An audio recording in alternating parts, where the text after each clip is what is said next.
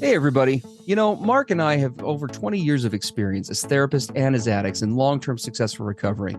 We know better than anyone what works and what doesn't to break out of porn and sex addiction, heal betrayal trauma, and reclaim your relationship.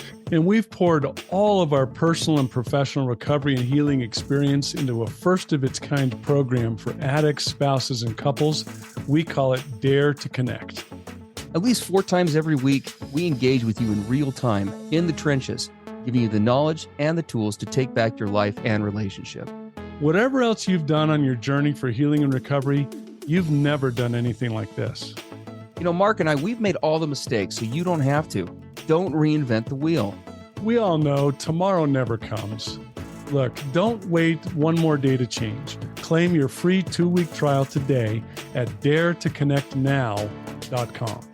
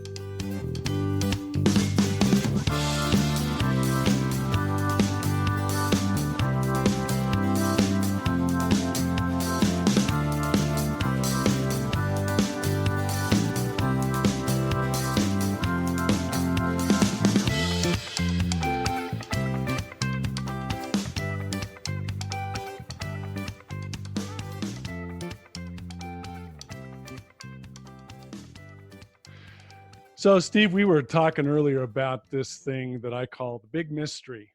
And I remember back in my heavy addiction days, and I've worked with guys all over the world, and they all have this same frustration, same similar kind of frustration. So, Mark, I don't understand. I give into this addiction, I go and act out, and after I'm done, I'm like, what in the heck happened? And they're pounding their fist on the desk. They're declaring that is the last time I will ever do that. Ever, ever, ever, ever, ever. They're convinced that I'm done. No more.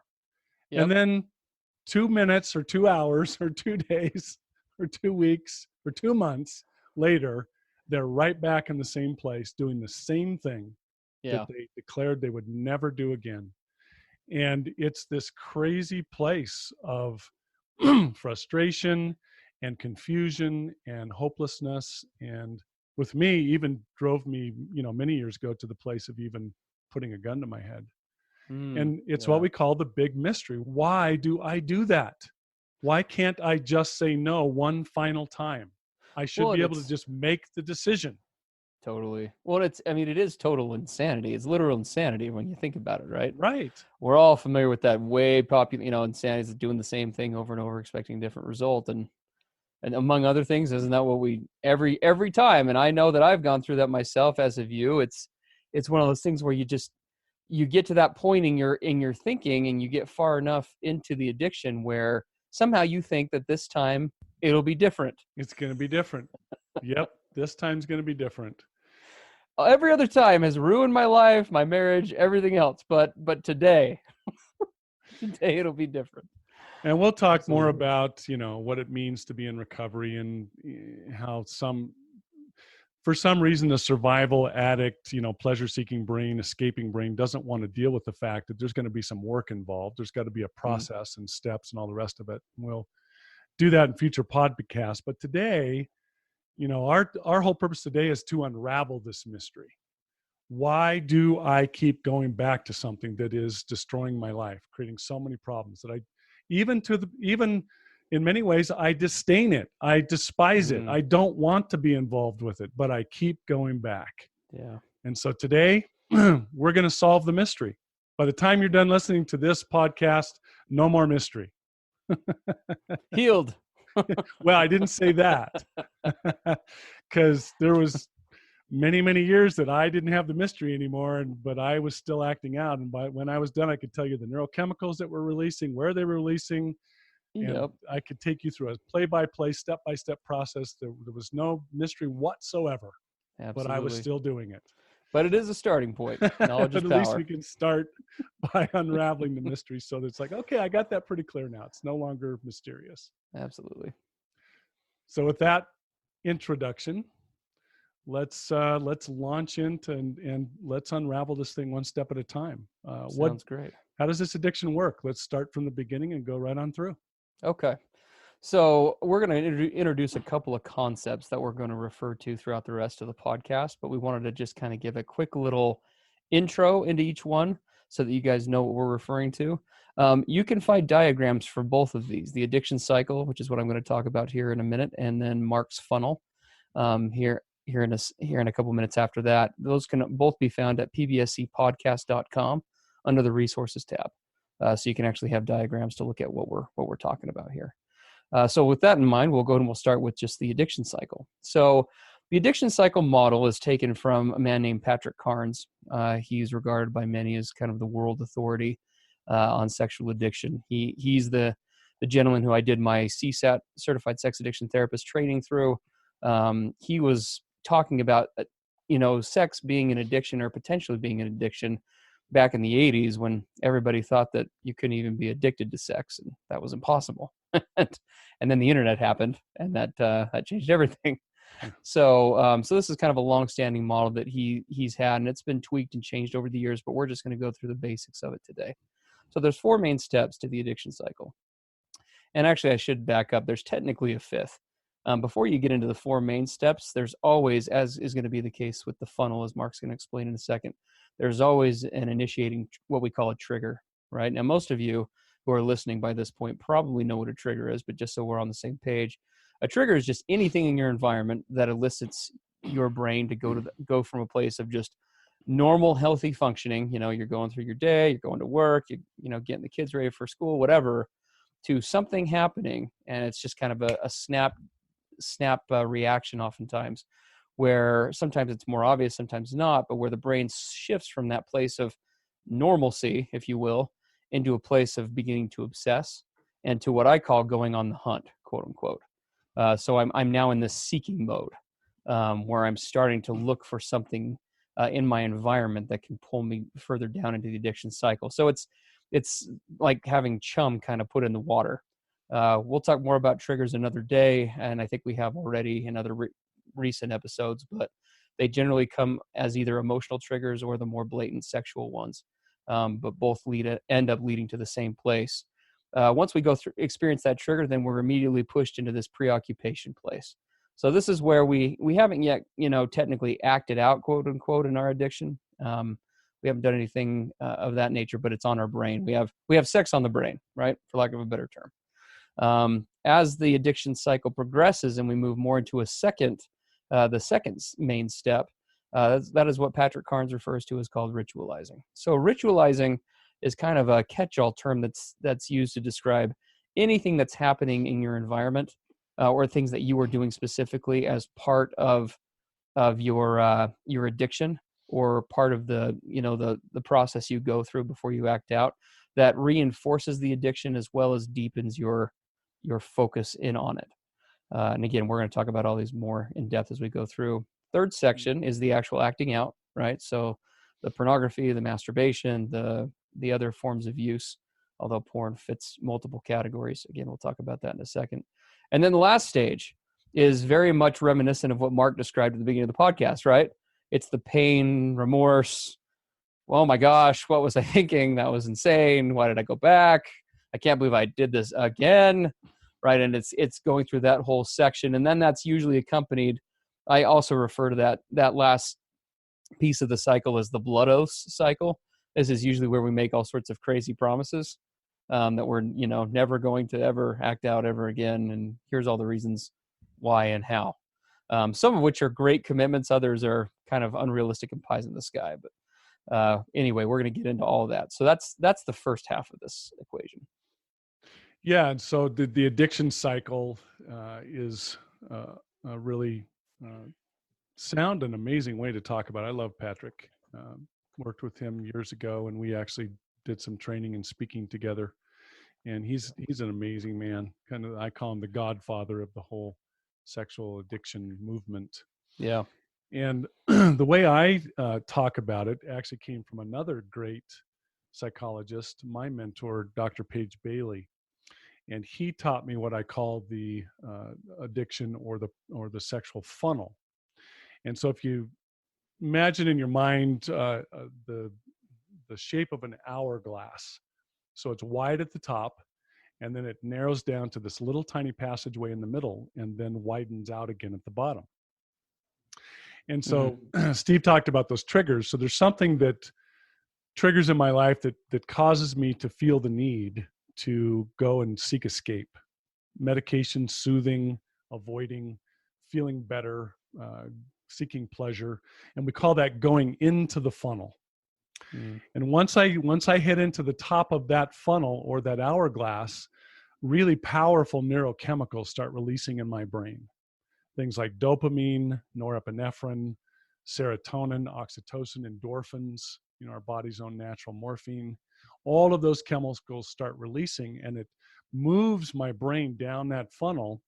And as I head down in the funnel, I go into a more and more narrow place.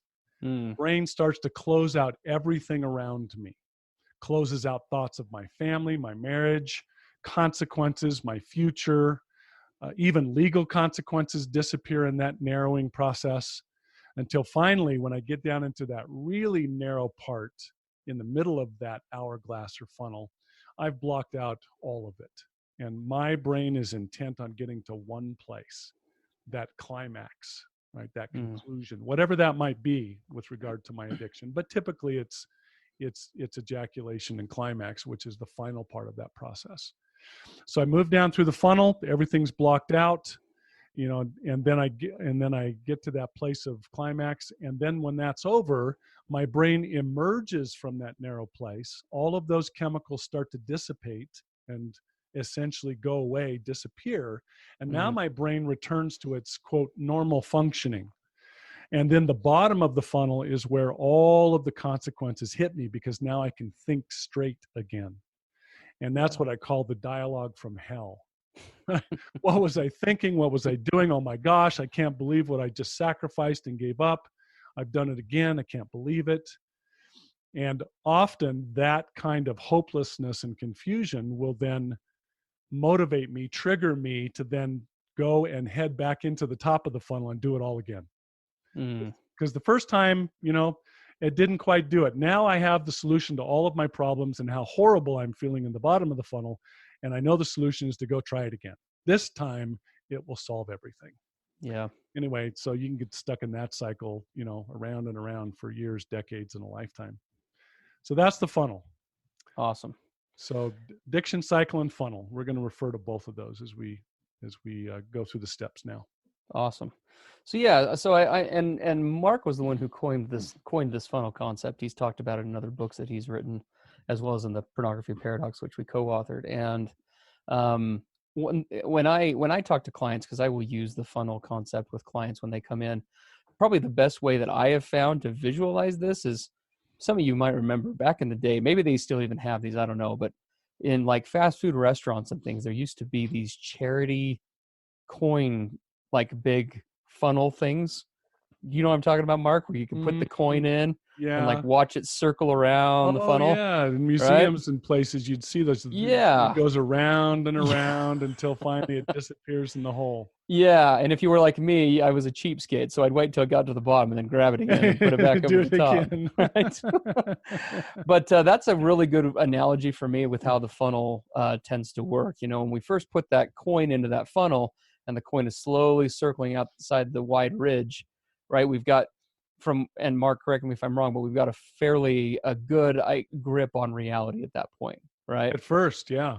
Yeah, and then as we start to move around it, right, which if we're going to kind of start combining these concepts, the steps between preoccupation and ritualizing, just like all the other steps in the addiction cycle, are, somewhat just kind of nebulous in terms of, one just bleeds into the other. They aren't like distinct, necessarily separate parts. When I think about the funnel, that's where I think about that mix of preoccupation and ritualizing happening, right? So as I'm starting to narrow, I'm engaging, not only am I starting to just consider the option of acting out that preoccupation stage, but now I'm bringing on board again, these other what would we call them? Rituals. There's not a better word for it, right? These other Well, rituals, these other behaviors, right, yeah, that let's reinforce. let's give the listeners an example of preoccupation moving into ritualization. Like, how exactly does it work? Sure. Okay. So let me give an example to lead you Perfect. into that. So we Love it. talked about the fact that there are some kind of triggers that typically put my survival, pleasure seeking brain kind of kicks in for it to start this process. I Yeah. like to call that I'm blasted. There's something going on in my life that blasts me, and that's an acronym, BLHAST, blast. And the B is for bored or burned out, L is lonely, H is hungry, A is angry, anxious, or afraid, S is stressed, and T is tired. Mm, That pretty much covers them. So I'm okay. blasted in some way, and that then sends my brain into this now needing a solution, needing to, to find an answer to this discomfort that I'm experiencing, whatever form it takes. So now I start preoccupying. So the So how does blasted that? piece. Yeah. Oh, sorry. Go ahead, man. No, go ahead and talk about preoccupation and ritualization then. No. I mean, what you're describing, it sounds, as you're talking about blasted, because I use a similar acronym in my office as well. And when I look at the blasted list, that bored, lonely, hungry, angry, stressed, tired model, I think of, these are not only triggers, right, that push us into the sexual addiction cycle or start us down the funnel, but they are also oftentimes the things that can actually reinforce it, right? If I am, for example, if I am sexually a good example of this would be, statistically, there's research that shows that acting out sexually, at least, happens most frequently either in the late evening or early morning hours. Mm-hmm. And there's probably a lot of reasons for that, but one of them is because of, we're going to talk a little bit about the brain today. The smarter part of your brain, right, is not as active. The prefrontal cortex isn't as active, or at least in the correct way. And you're not operating from as an intelligent of a place, essentially. And so you've got these other things that push you into being triggered, right, or push you into these cycles. So either being bored or lonely, like you said, angry, some other emotion that you're seeking to escape. But then it gets paired with, it's late at night, I'm staying up longer than I should have, I'm not keeping the boundaries I set for myself or with my spouse, right? I'm just cruising through the TV channels, right? That's a definite part of that kind of ritualizing that you're talking about, right? They're behaviors that reinforce. So like flipping through TV channels, for example, could be both, right? It could be the trigger that gets us into that preoccupation ritualizing stage, but it can also be the mechanism through which we kind of move through those first few stages as we start to move simultaneously towards the the narrow neck of that funnel you described. Yeah, that's actually a great example. So that, it's late at night. Let's say my wife's gone to bed.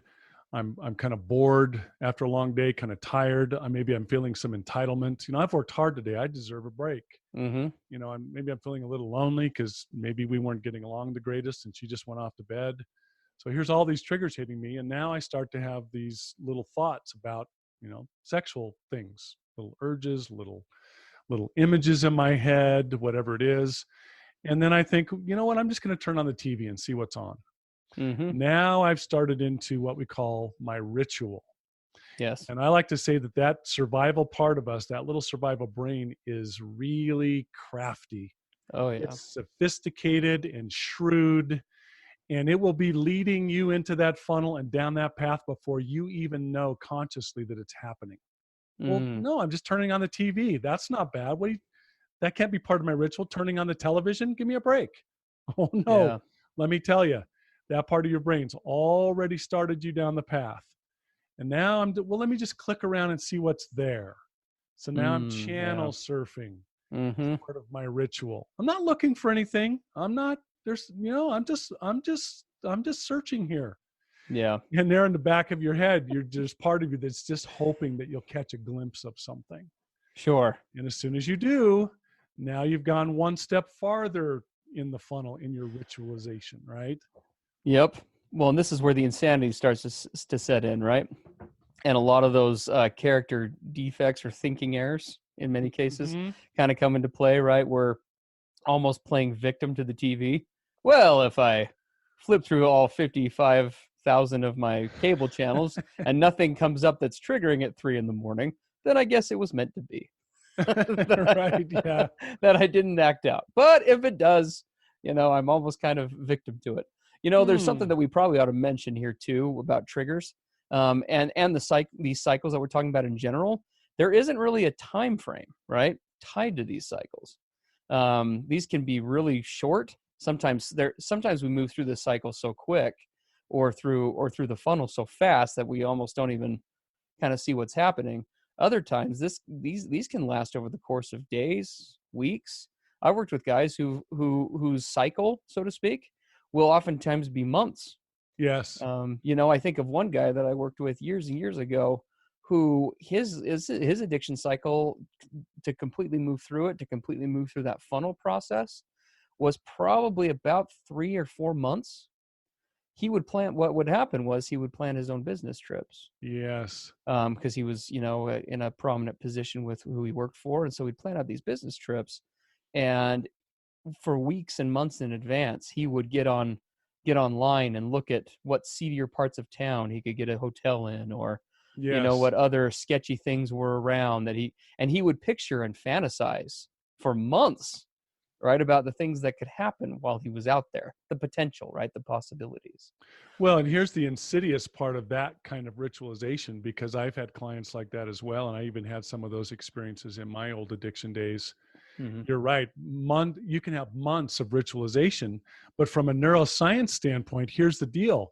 If I know that I'm going to have this business trip, 90 days from now, and it's going to be this culmination of my entire fantasy, I'm going to go to, this special strip club or this special part of town with an escort or whatever it is. Mm-hmm.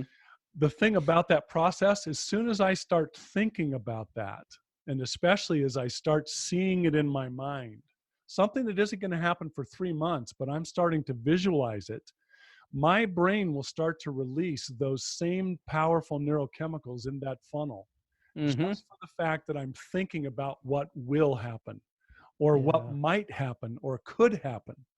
So fantasy or planning or ritualizing starts to release amounts of dopamine and norepinephrine and serotonin and endorphins.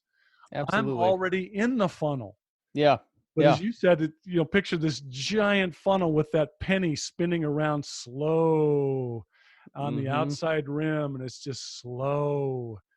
You're in the funnel, but it's slowly building momentum. And the closer I get to the, going on my business trip, the faster that coin starts going. And but I've been in the funnel the whole time. Sure. I've actually been getting some relief. My stressed brain has actually been getting relief from being blasted. Even at that early stage, I'm starting to feel better just because I'm thinking about it. Totally. That's crazy. You're just whoa, you mean like 3 months in advance, I'm already starting to feel the drug-like effects of what I'm going to do? Yeah. Yeah, absolutely. Well, and when I think about the funnel diagram, because you and I have talked about this a ton over the years, when I look at the two sides, if you will, of the funnel, right, those two narrowing sides, if we look at it from like a side view, I've actually done this in my office. I've labeled one side logic and the other side reason, or like wisdom, right? Mm-hmm. And as this narrowing effect's happening, it's not just the focusing in, right, but it's literally I progressively become more crazy. Yeah, the loss of, right. And and if literally just a loss. And a lot of people have said, well, it's because the prefrontal cortex, the logic center, the CEO part of your brain stops working. Mm-hmm. That is not true from a neuroscience standpoint. It does not stop working. The logic centers of my brain are fully active, but here's the crazy part. It's who's in the driver's seat. Yeah. And what happens in that funnel is that the pleasure-driven, ego-driven, survival part of my brain, it actually takes over, and the CEO logic center of the brain follows its orders. Yeah. That's the crazy part. It's not that the part in your forehead quit working. A lot of people say that. Not true. It's just taking orders now. Well, survival brain, pleasure brain, addict brain, what would you like me to do next? Sure. Well, Logic Center, let's start planning this whole trip out in minute details 3 months in advance. Okay, yes, sir. Yes, sir. Yes, sir. We'll do that. Yeah. It's like it's been completely hijacked. Yeah, no, no, I could definitely see the logic behind that, and yeah. So so using your vernacular, the CEO is still there. He's just drunk off his tail. Yeah, he's now working for the mail clerk. Yes, absolutely. Switch roles, right? Yeah, well, and as we look at the cycle, right, and how it progresses, I mean, because it does progress, right? We always know that the addiction cycle and the funnel, in theory, you can break out of both of these cycles at any point, right? I mean, there's always in theory, right? But what is true of both of these cycles, even though they are a little different, and when they're happening simultaneously, is that the ability to break free from them becomes progressively more difficult, right? The further down you go. Yep. The further down you go into that funnel or the cycle, it becomes virtually impossible. Sure. I mean, you get to that point, right, of acting out where, and again, that's kind of nebulous, right? Like, so for example, in Carnes' cycle, porn would be both a ritualizing behavior as well as actual acting out, right? Coupled with masturbation or something else, right? And so you've got this process that's working on multiple levels. And when you're getting into, the movement towards the end of the cycle, right, you've got the actual acting out, right, which you described, right? That's the climax, that's the ejaculation, that's the orgasm, right? Right. And then immediately, just like with the funnel example, you get spit out the other side of this addiction cycle, right? And that's where that unnarrowing of the widening of the brain, I guess we could call it. Yes, that is the widening of the brain. Sure. And that's where the survival, pleasure-driven addict part of the brain that cares nothing. A lot of people will ask me, well, Mark, so why is it that when I go into this funnel, all of my logic and reasoning, all the future consequences, everybody I care about, I like to say you throw everyone and everything that matters to you under the bus. Why? How? That seems impossible. And the reason is in that narrowing process, it's the part of your brain that is taken over. It isn't that it doesn't care about those things. That's not where thoughts of those things are stored in the brain. Sure. You're a part of the brain that doesn't even have those priorities and that reasoning and logic. That's not the part of the brain in charge. Sure. So it isn't that you weren't thinking about those things. It's that you couldn't. You cannot have logic and reasoning and future consequences and love for my wife and all of these things. You can't. Sure. Because that part of the brain is not the part that's in charge. Absolutely. I had a guy come into my office just recently who said, very similar to what we've heard many times over the years and what you and I used to say. He said, I honestly, we were talking about a recent relapse. He just said, honestly, I don't know what I was thinking. And I just looked at him and I didn't even hesitate. And I said, well, you weren't. You weren't. You weren't. I mean, you literally weren't. And as I just said, and it's worse than that, you couldn't. Sure. The decision making was not once you were in the funnel. The decision to be made is at the point where you're considering whether to go in there or not. Sure. That's the place of choice. I like to say when you head into that funnel, you give up your ability to choose. So be very careful before you leap in. Well, wouldn't you say it becomes kind of gradually compromised as you go through? That's how I would kind of envision it, right? Boy, it can happen so fast. It's true. So here's what guys will do. Here's what the addict ego brain starts saying, well, okay, Mark. So what I'll do is I'll just sort of hang out on the edge of the funnel. I'll toy with it and I'll step in and then I'll step back out. I can manage that process. Sure. Because it's gradual. My loss of choice is gradual. So I'll just sort of hang out on the lip, on the edge. It'll be fine. Mm-hmm. How many guys have you heard say that? Oh gosh. Many. And how many times were they able to just flirt around with the edge and not go in? Yeah, I've probably heard it from about as many guys as I've thought it myself. So you're right. It is progressive, but the trick with that is that it can happen so fast. It's like, bam. Yeah. Well, you get to that kind of point of, there. yeah, you get to that point of no return, right? Is kind of what we're talking about. That point of just like, in theory, you could always stop, like we were talking about, but once you get to that kind of point of no return, it's almost like, unless there's going to be some sort of, I don't know, angelic, otherworldly intervention Right. right there at that moment. I mean, I guess if, Peter showed up and slapped me and told me to knock it off, I might have a chance, but. Or sometimes we get that interrupted, somebody walks in at the wrong moment, or Yes. something gets interrupted. And the way that's one of the signs that you're truly caught in addiction is when that happens, you don't feel relieved, you feel ticked off. Yes. How And you get dare back you, to it right? right as quick as you can, right? As soon as the opportunity comes again. Yep.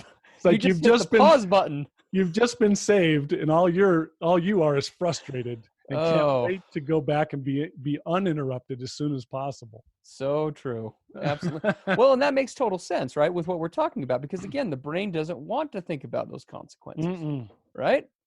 And if we're talking about pornography, for example, this is kind of going to help to tie all this in from what we've talked about in past podcasts. The allure with pornography is that there is, at least much of the pornography out there, the typical profile is there's as little information about reality as possible. Yes. Right. You don't know anything about the actress. You don't know, or actor. You don't know anything about what sad story or sad series of events put them in this position of performing this way.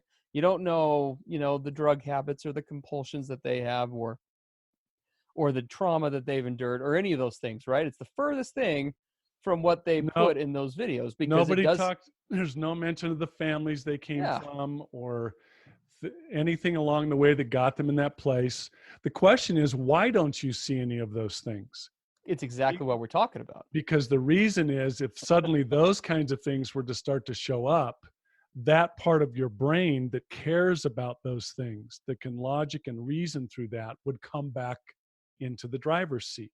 Yep. That's the last thing that pornographers want to have happen. Absolutely. So they keep all of that out of the equation. Yes. And in future podcasts, we're going to talk about ways to do just that. To bring it back. Yeah. Yep, To bring yourself back. Absolutely. You said something interesting. There comes this place where you said a point of no return. Mm-hmm. I'm so far down in the funnel that there's no way I'm going to get back out of there. I'm just going to go all the way through and act out. Yeah. The crazy part about that is I found, and I remember back with my addiction days and a lot of the guys I work with, that point of no return can actually happen fairly early in the ritualization process. It's what I like to call the point of inevitability.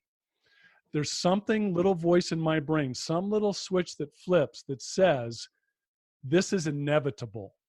Even if it's early in the process, I know that I am not going to stop until I complete this. Yeah. And you talk to guys and I'll ask them, do you know that little voice or flip that switches that says, yep, I'm going all the way through it? It could be a week and a half before you actually act out what you've planned. But suddenly that little feeling in your brain says, nope, no going back. I will not be deterred. I will not be prevented. And the strange inevitability feeling that comes to you, like there's no way out. There's no way out. Yeah. Absolutely. Well, and I mean, as you look at this, I mean, the cycle, I mean, that's the, whether we're calling it the funnel or we're looking at it through the cycle model, they both have the same thing in common, is that unless we do something concrete, right, to break that pattern, we're inevitably going to go back into it. It isn't a question of if, it's just really a question of when. If we're question talking of pragmatic. when, and the reason, part of unraveling this mystery is to realize that addiction is nothing more than learning in the brain. I'm so glad you mentioned that. Yes. I call it hyper learning. And what I learn is that when life becomes unmanageable, I become blasted in any number of ways. My brain learns, typically when we're kids. And I remember as a young kid being first exposed to pornography and getting that first feeling from it. My brain figured out really quick, oh, wow, here's a solution to all the stuff that is happening that feels bad in my life. And once my brain took those unpleasantries, those triggers in my life, and linked them to the solution of pornography or masturbation, and tied those two things together, I like to say that's when my addiction started. Mm. The solution, the problem linked to the solution, and the brain learned, yep, I know exactly where to go. Every time something gets uncomfortable or embarrassing or awkward or lonely or whatever, I know right where to go. And the brain learns that that's what it does. And it's reliable, it's accessible, it's immediate. I mean, think of all the things that those solutions do to give the brain the magic answer. And Sure. once it learns that, once it ties all that together, that learning is deeply etched. Yeah, it's just another manifestation of how, this addiction and others like it. In many ways, they bastardize, they hijack whatever vernacular you want to use, right? These God-given, really amazing parts of the brain. Yeah. The brain's ability to adapt, the brain's ability to, when I get up in front of sometimes I'll talk about it in this context. I mean, very similar to your story. When we first get into addiction, right? I can actually remember the first time I acted out pretty vividly with masturbation. And I remember getting into that. Again, everyone's story is different, but I remember that for me, that I obsessed over and agonized over both of those things for, I think, a couple of days Yeah. after seeing a lot of pornography, because I'd been watching pornography or accessing pornography in different forms for a while. And I remember leading up to that, there was a real decision-making process. But the thing of it is, right, every time we go through that process, like you're talking about, because of the amazingness of the brain and its ability to adapt and to push things into the subconscious and to be able to learn, like you're saying, um, there was less of a choice to be made each time I would go through. It would become more automatic. The way I look at it is it would become more slipstreamed, if you will, right? Like once you just hit into that cycle, it was just kind of your brain off to the races. And it's that same, in many ways, it's those same mechanisms. Like if you and I are presenting at a retreat or at a conference, we're up in front of on the whiteboard with clients or whatever. It's that same mechanism that allows us to talk, walk, draw right on the board all at the same time, right? That facilitates this addiction process. Yeah. And it's this total hijacking of this good God-given thing. And so a big part of recovery, and we're going to talk more about this like many other things another day, is going to be, how do we slow down, right, this cycle? How do we slow down this funnel? How do we take ourselves back to more of that place of it becoming an active choice and living deliberately? We kind of talked about that in other podcast episodes, as opposed to living in that cruise control place. Yep. Because as we've talked about, addiction thrives on cruise control. Loves it. Well, it's the natural tendency of the brain. The brain wants to take everything and make it automatic as quickly as possible, Sure. because that's efficient. If I got into my car, every time I got into my car, I said, well, what is this round thing? And what are those pedals on the floor? And Sure. I had to learn everything over again. You'd never get anything done. You'd be overwhelmed. So the brain says, I want to turn anything that's useful in my life into auto robotic behavior as quickly as I can. So I don't have to think about it, and I can move on to learn something else. Yeah. I mean, the bigger picture here, right, is taking our sexual history, and it's learning, and we're not just talking breaking free from the cycle per se, but the overall recovery path. As I look at it, we kind of globalize these concepts. It isn't just removing ourselves from the funnel, removing ourselves from the cycle. It's about living your sexuality in a deliberate way, right? Because that's an area of the addiction that we don't always necessarily talk about. I mean, it's destructive and horrible for us individually, for our families, for all those things that we've mentioned many times. But the worst part of it is, in my book, this is honestly the worst part, is that I'm not even choosing. I'm not choosing to ruin my life. I'm not choosing to give up on my marriage. I'm not choosing to do any of those things. What I'm doing is I'm pulling out the white flag and I'm surrendering in a negative way over and over and over again. Yeah. And so those things aren't things that I'm choosing. They're slowly slipping away. Yes. What a tragedy. Yeah, because your brain's been completely rewired and restructured and is now dominated by its own habit. Yes. and you no longer get to choose. Because people who don't experience addiction will say, well, you just need to decide. Why don't you Yes. just say no? Mm-hmm. Obviously you don't want it bad enough, or you would just say no. Yes. And what they don't realize is I lost the ability to do that a long time ago, early in the So addiction true. process. Yep.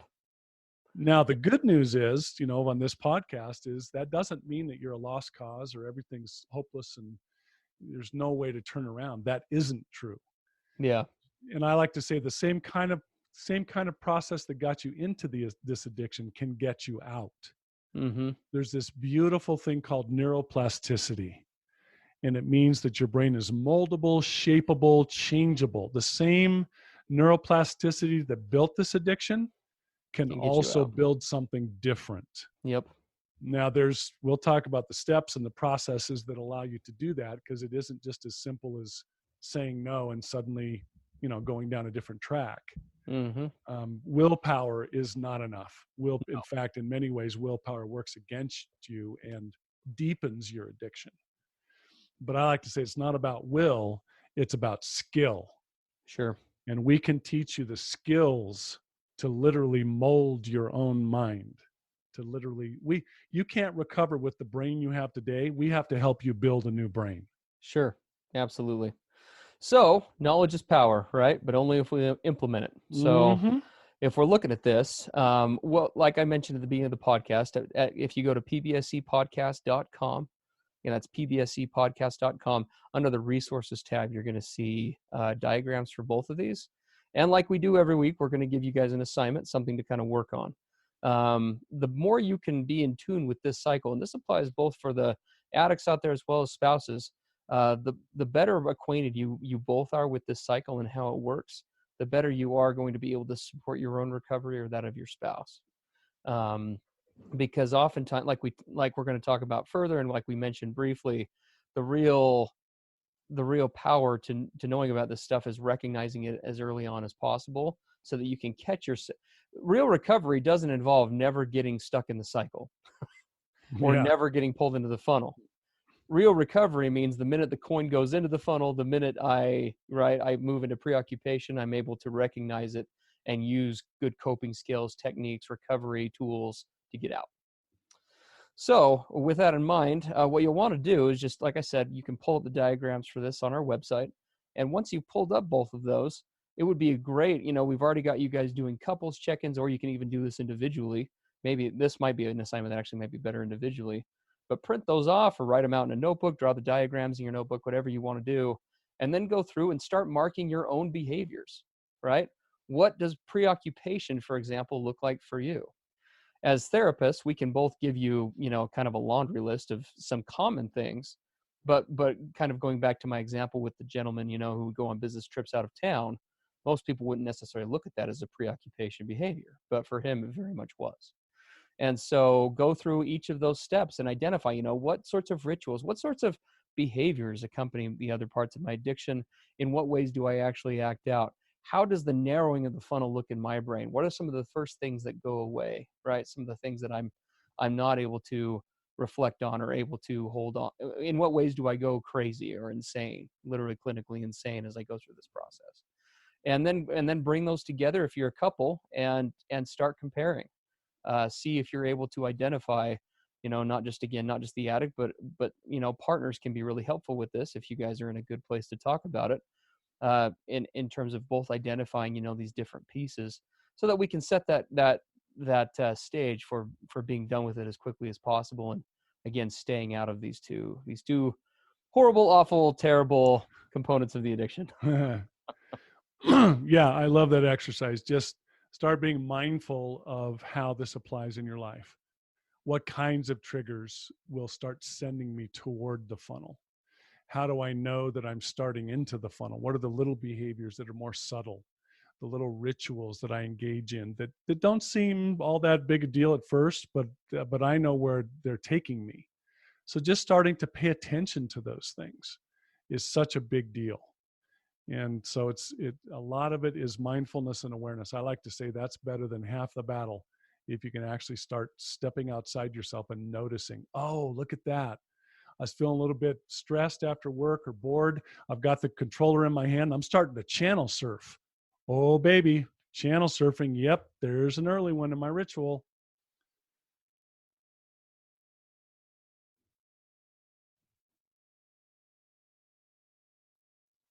Well, if anything, if anything from my childhood taught me anything, it was G.I. Joe telling me that knowing is half the battle. So Yeah.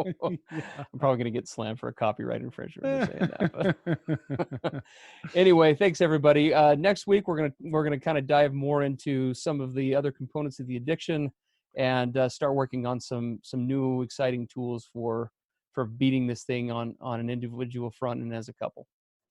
Sounds great. That's all for today. Thanks for joining us. And remember, the opposite of addiction isn't sobriety, it's connection. Together, we can do the impossible. To learn more about Mark and Steve and to listen to more podcast episodes, visit us at pbscpodcast.com.